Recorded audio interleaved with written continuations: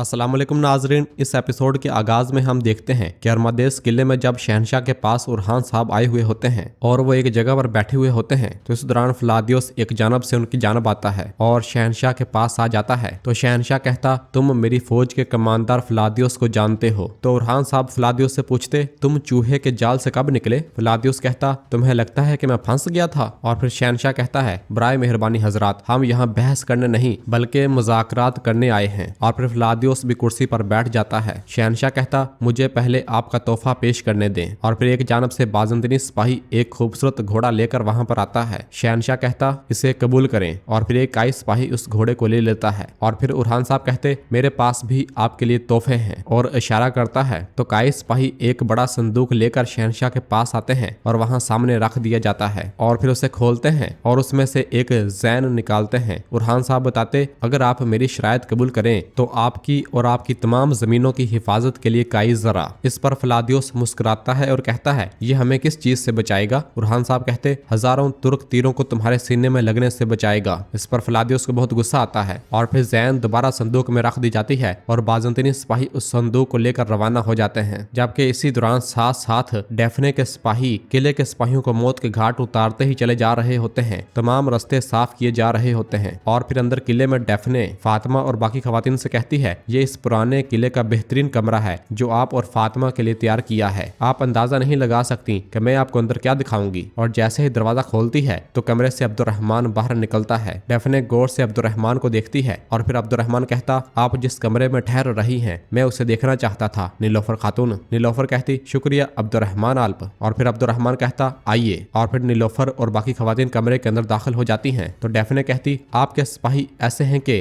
वो तुर्क क्या कहते हैं, माशाल्लाह सब खूबसूरत हैं। जिस पर फातिमा कहती, तौबा अस्तगफिरुल्लाह। तो डेफने कहती, फिक्र ना करो फातिमा, मैं अपनी बहन की तरह तुर्क से मोहब्बत करने का इरादा नहीं रखती। तो नीलोफर कहती है, तुम बिल्कुल भी नहीं बदली, तुम अब भी वही मुट्ठी भर लड़की हो। डेफने कहती, मैं आपको अपने बचपन की बेहतरीन यादें दिखाऊंगी। और फिर इसके बाद एक गुड़िया लेकर आती है और नीलोफर को दिखाती है। नीलोफर उसे देखकर बहुत खुश होती है और कहती है, ये वही है ना, आपने इसे मेरे लिए बनाया था, तुमने इसे अभी तक रखा हुआ है? हाँ। तो डेफने कहती, आप हमेशा मेरे लिए परी जैसी हैं, आपके जाने पर मैं बहुत उदास हुई थी। तो नीलोफर अपनी बहन को गले से लगा लेती है और कहती, मेरी प्यारी देखो हम दोबारा साथ हैं। डेफने कहती, अब फिर कभी अलग नहीं होंगे, ठीक है? और फिर इसके बाद कहती है, मैंने आपके लिए एक अजीम दावत तैयार की है, मैंने आपका पसंदीदा खाना तैयार कराया है, आप थोड़ा आराम करें, हम फिर मिलते हैं। और ये कहकर कमरे से रवाना हो जाती है। जबकि फातिमा को यह सब अजीब लग रहा होता है। जबकि बाहर किले में डेफने के सिपाही हर तरफ फैल रहे होते हैं, वो अपनी तलवारें निकाल रहे होते हैं और रास्ते में आने वाले हर एक किले के सिपाही को मारते ही चले जा रहे होते हैं। जबकि इधर काई कबीले में हलीमा अपने घोड़े के पास खड़ी उसे कह रही होती है, जब से मेरी माँ गई है कोई मुझे नहीं समझता बेटी। किसी दौरान दरसून अपना घोड़ा लेकर वहां पर आता है। हलीमा बहुत उदास होती है और कह रही होती है, मैंने अभी तक तुम्हारा नाम भी नहीं सोचा,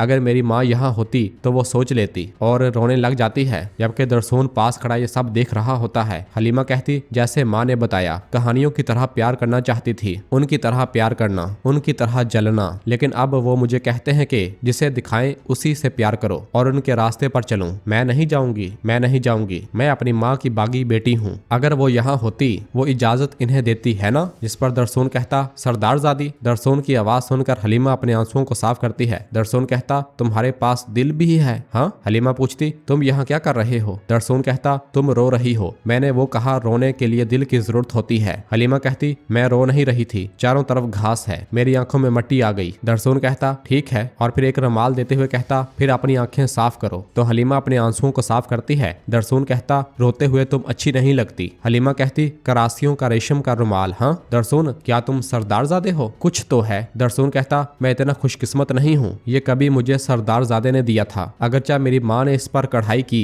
ये रेशम की वजह से नहीं बल्कि मेरी माँ की वजह से कीमती है। और फिर कहता, तुम्हारी माँ ने तुम्हें कहानियां सुनाई, कोई भी तुम्हें अपनी कहानियों में शामिल नहीं कर सकता, तुम अपना अफसाना खुद लिख सकती हो, कोई भी तुम्हें झुका नहीं सकता और ना ही तुम्हें अपनी कहानियों में शामिल कर सकता है। हलीमा वो रुमाल जैसे ही वापस करने लगती है, दरसून कहता, अपने पास रखो, शायद फिर से तुम्हारी आंखों में मट्टी पड़ जाए। और फिर हलीमा वहां से जाने लगती है। तो दरसून कहता, हलीमा, हलीमा खातून, तुम इसके लिए नाम ढूंढ रही हो, इसका नाम अकीज हो, क्या ख्याल है? इस पर हलीमा बिना जवाब दिए वहां से रवाना हो जाती है। जबकि दरसून भी एक जानब रवाना हो जाता है। उसके जाने के बाद हलीमा कहती, मुझे तुम पर बिल्कुल भरोसा नहीं है दरसून।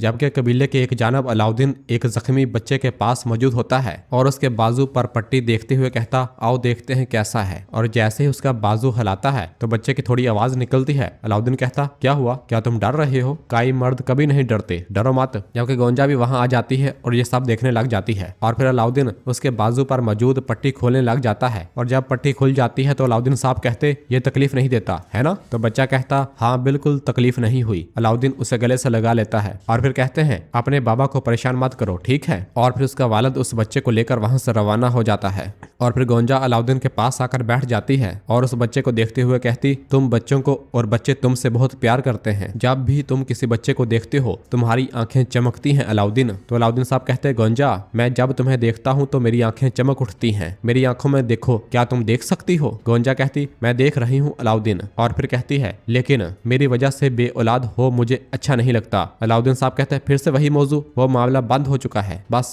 गोंजा कहती, ये मामला बंद होने वाला नहीं है, तुम्हारे ख्वाब हैं, तुम्हारा मुस्तकबिल है, क्या तुम नहीं चाहते कि तुम्हारी औलाद हो अलाउद्दीन? अलाउद्दीन साहब कहते, मैं चाहता हूँ, यकीनन मैं चाहता हूँ, लेकिन मैं चाहता हूँ कि मेरी औलाद की माँ तुम हो खातून। देखो मैं मुख्तलिफ उलमा को खतूत भेजता रहा हूँ, उनसे हासिल शुदा मालूमात के मुताबिक। और फिर एक दवा की शीशी गोंजा को दिखाते हुए कहता, मैंने ये तैयार किया है, आओ इसे आजमा कर देखें। हाँ? गोंजा कहती, हम सब कुछ आजमा चुके हैं अलाउद्दीन। अलाउद्दीन साहब कहते, खातून क्या तुम नहीं कहती कि हमेशा उम्मीद बाकी रहती है? देखो मैंने अपनी उम्मीद खो दी लेकिन तुमने हिम्मत नहीं हारी, अब मैं हार नहीं मान रहा मेरे लिए। हाँ चालाक खातून। तो गोंजा कहती, ठीक है, और वो दवा ले लेती है और कहती है, मैं ये तुम्हारे लिए आजमाऊंगी मदरसे वाले। दूसरी जानब किले में शहनशाह उरहान साहब से कहता है, तुमने नीलोफर खातून हमसे ले ली लेकिन तुम कभी भी बोरसा हमसे नहीं ले सकोगे। तो उरहान साहब कहते, मैंने नीलोफर खातून को जंग से नहीं बल्कि अपने प्यार से हासिल किया है। जहाँ तक बोरसा का ताल्लुक है, बोरसा भी मेरी मोहब्बत है शहनशाह, अगर तुम अब रजामंदी से बोरसा नहीं दोगे तो मैं ताकत से ले लूंगा। तो फ्लादियुस गुस्से से कहता, मैं बोरसा में पैदा हुआ हूँ और मरने के बाद बोरसा में दफन हूँगा, अजीम रोमी सल्तनत के साए तले बोरसा में। उरहान साहब कहते, फ्लादियुस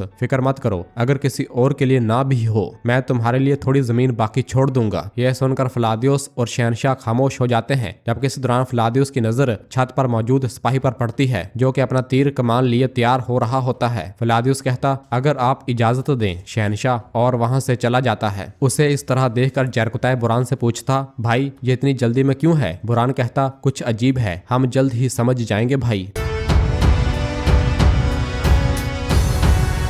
और नाजरीन इसी जगह पर एपिसोड खत्म करते हैं। मिलते हैं बहुत जल्द अगली एपिसोड के साथ। वीडियो को लाइक कर दें और जिन दोस्तों ने अभी तक चैनल सब्सक्राइब नहीं किया वो जल्दी से चैनल सब्सक्राइब कर दें और बेल आइकन यानी घंटी वाले निशान को भी प्रेस कर दें ताकि आने वाले एपिसोड्स आपको आसानी मिल सकें। दुआओं में याद रखें। अल्लाह हाफिज।